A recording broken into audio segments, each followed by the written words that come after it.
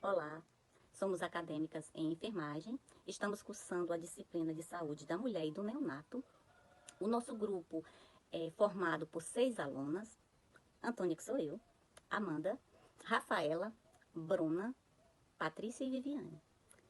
O tema que escolhemos para abordar foi câncer de colo do útero.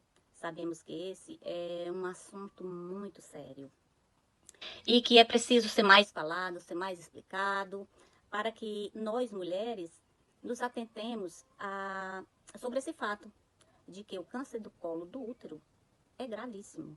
É um assunto gravíssimo, seríssimo, que a gente precisa fazer os nossos exames certinho, na data certa, fazer nossos papas nicolais, para que a gente, se der alguma coisinha e tal, a gente detecte cedo para cuidar.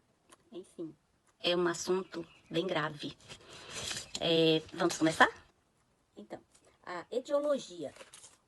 O tumor maligno, câncer de colo uterino, compreende a multiplicação rápida e desordenada de células com capacidade de invadir outras estruturas próximas, tais como a vagina, a bexiga e a porção do intestino, até a disseminação por vasos sanguíneos ou linfáticos, com grande chance de comprometer órgãos distantes. Entre os tipos de câncer de colo uterino, podemos destacar o adenocarcinoma, originado da porção glandular do colo uterino, sendo caracterizado como o mais raro, pois representa em torno de 10% dos casos. O carcinoma epidermoide, originado do tecido que reveste o colo uterino, chamado epitélio escamoso, acometendo câncer de 90% dos casos diagnosticados. Sobre a evolução do câncer do colo uterino, como acontece? Acontece assim, nós temos o colo do útero normal, aí vai pro, estágio inicial limitado do colo do útero, estágio avançado do colo do útero para o útero e o estágio avançado para órgãos próximos. Certo? É bem complicado. Epidemiologia. A epidemiologia. Constatar em números a quantidade de casos de câncer e suas estimativas é de relevante para que possamos entender suas causas e buscar estratégias para modificar o cenário atual.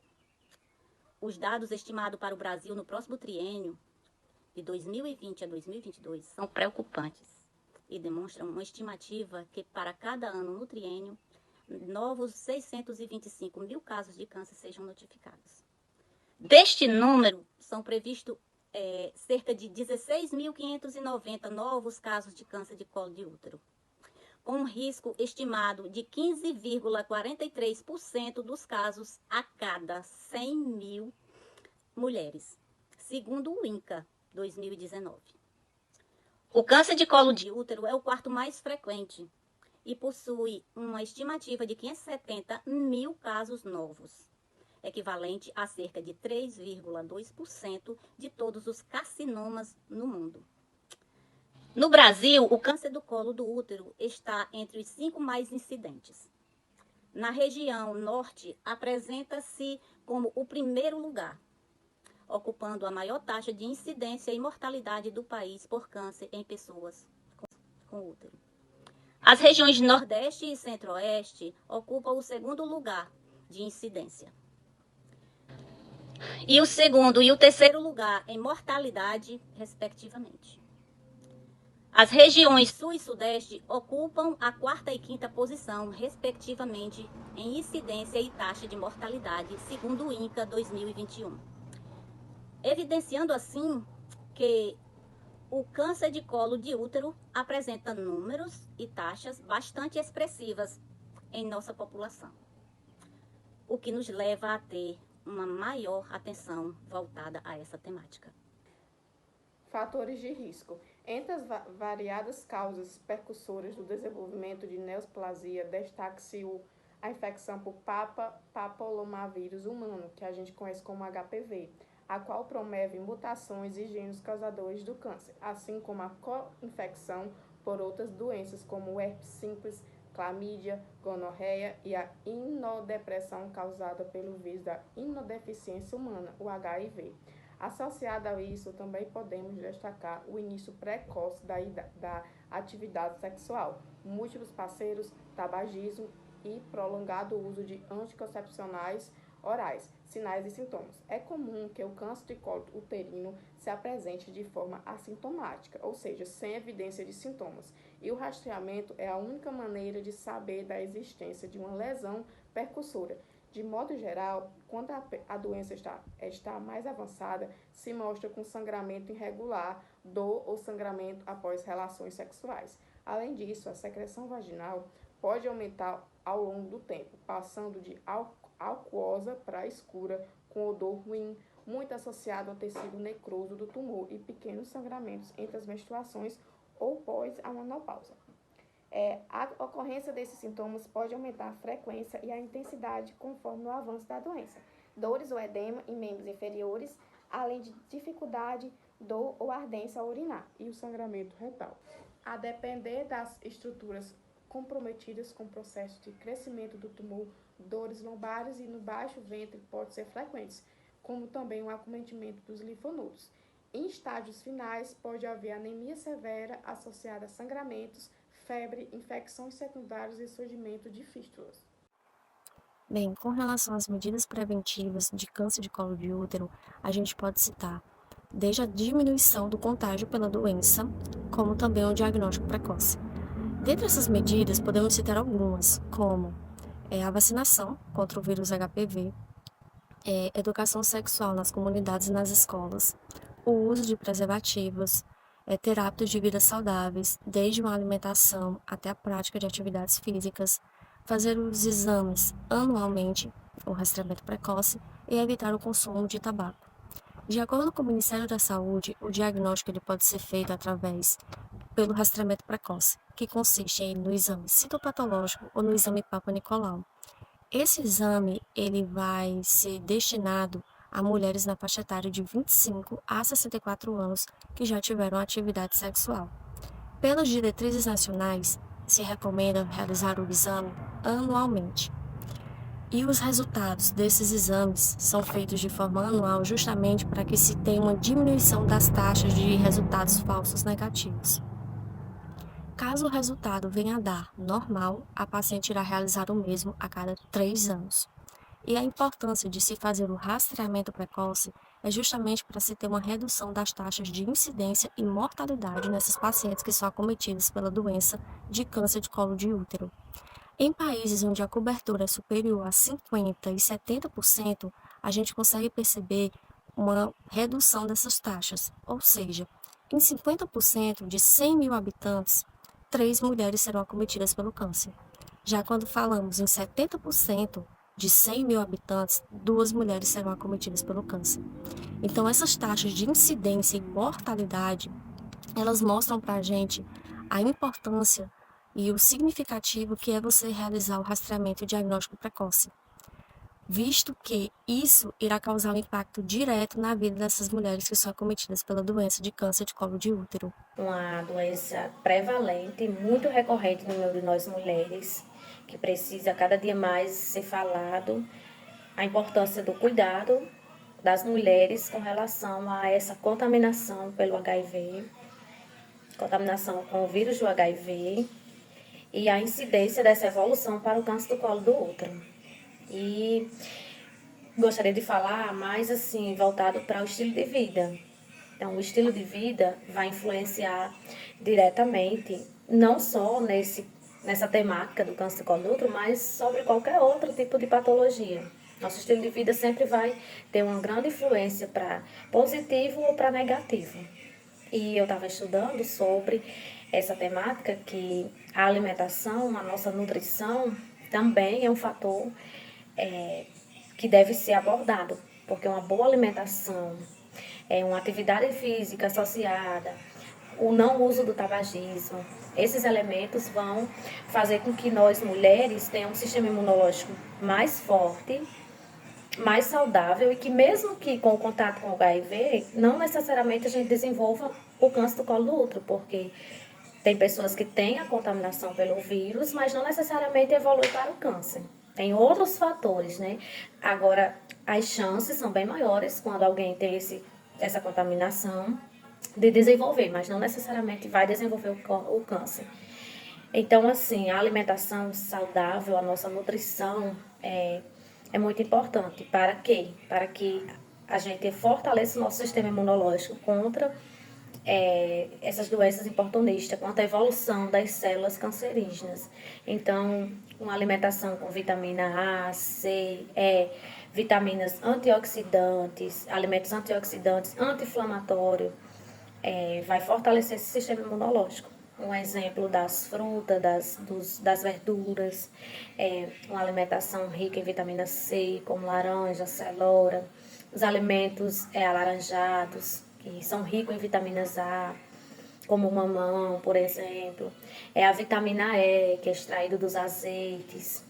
E uma alimentação saudável é peculiar para cada tipo de sistema imunológico, para cada tipo de pessoa, né?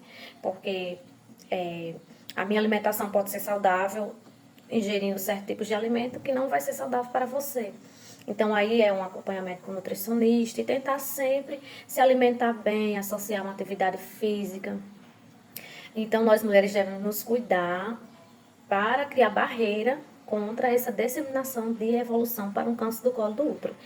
Fora os outros cuidados, como consultas de rotina, o rastreamento das patologias, da contaminação de doenças oportunistas.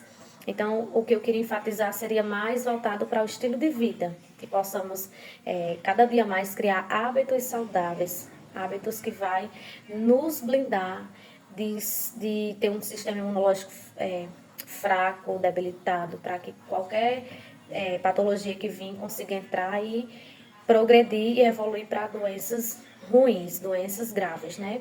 Então, nós mulheres que possamos sempre estar abertas a buscar conhecimentos, a ter humildade para buscar conhecimentos, buscar uma vida mais saudável, melhor. E nada melhor do que buscar muito conhecimento. E se cuidar, se amar, cuidar do nosso emocional, nosso psicológico também, que isso também influencia, o estresse desencadeia também, para que essas células elas ajam e se multipliquem para a evolução do câncer, focado para o câncer do colo do útero, mas como qualquer outros tipos de patologias. Então, vamos nos alimentar bem, nos cuidar, para evitar esse tipo de progressão de doenças malignas. Patrícia Dutra, eu vou falar sobre a importância da farmácia no papilomavírus humano, HPV, e quem pode ser vacinado contra o HPV. É essencial a compreensão quanto à importância da vacinação contra o papilomavírus humano, o HPV, que é considerada a infecção viral mais comum do sistema reprodutivo. As taxas de incidência do HPV em mulheres sexualmente ativas atingem cerca de 80%. Sendo assim, a maioria dos homens e mulheres terão essa infecção durante a sua vida. No geral, o HPV é uma doença sexualmente transmissível que, na maioria dos casos, pode regredir sem intervenções. Porém, existem condições em que a infecção são recorrentes, que podem persistir e progredir para um câncer. Tal como discutido anteriormente, o câncer do colo uterino é a doença comumente relacionada ao HPV. Um dos principais fatores de prevenção é a diminuição de risco de contágio, principalmente os tipos oncogênicos de alto risco, como o HPV-16 e o HPV-18, que são responsáveis por cerca de 70% dos casos do câncer do colo de útero e lesões pré-cancerosas.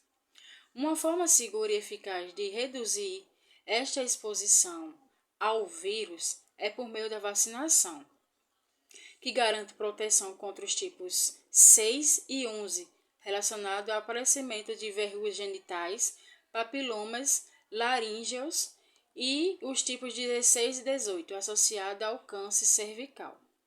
É importante lembrar que a vacinação contra o HPV possui melhor efetividade quando administradas antes da exposição ao vírus. Sendo assim, é favorável que a administração seja realizada antes da primeira atividade sexual.